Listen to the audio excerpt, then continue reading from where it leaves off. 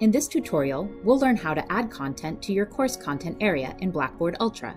To start, navigate to the course content page.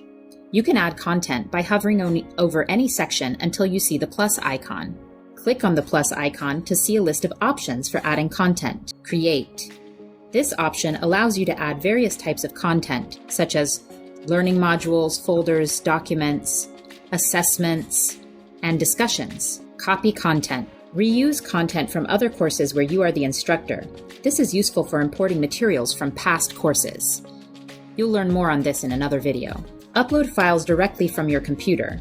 You can add PDFs, Word documents, PowerPoint presentations, and other file types. Cloud storage. Add content from external cloud storage services like OneDrive, Google Drive, or Dropbox. This allows you to seamlessly integrate files you have stored in the cloud. Content market. Find and add external content provided by publishers and other educational resources. This is great for integrating textbooks and other supplementary materials, such as Kaltura videos, hypothesis assignments, as well as LinkedIn Learning.